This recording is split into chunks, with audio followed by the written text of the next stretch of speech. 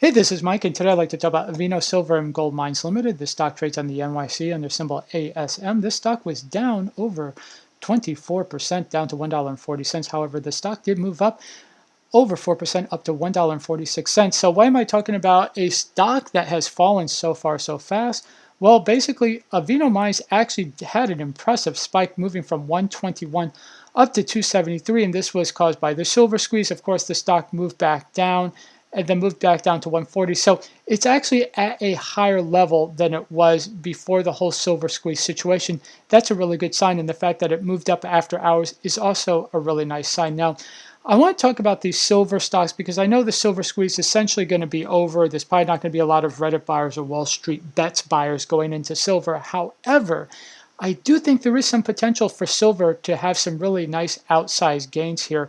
And that's because silver is not just a commodity, it's also an industrial metal, and industrial commodities like steel have been growing really impressively over the last year. That's just because we're going to have increased production around the globe as pandemic restrictions are lifted and you have a lot of projects going online and companies feel more comfortable producing more of their products.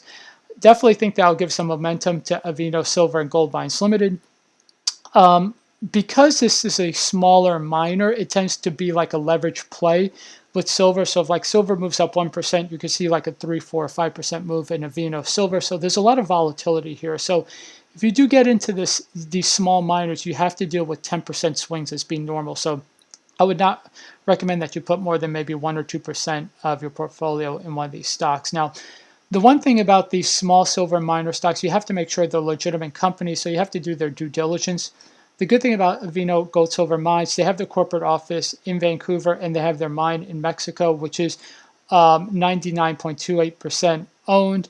All of the company's properties are 100% owned, so they're not leasing these properties. They actually own them outright. And the company has been around for a while, since 1968. So with the fact that the company's been around for a while and they wholly or pretty much almost wholly own their mine and they own everything else, probably their equipment and everything, that's a really good sign. So just make sure that's legitimate. You're not dealing with a possible scam here.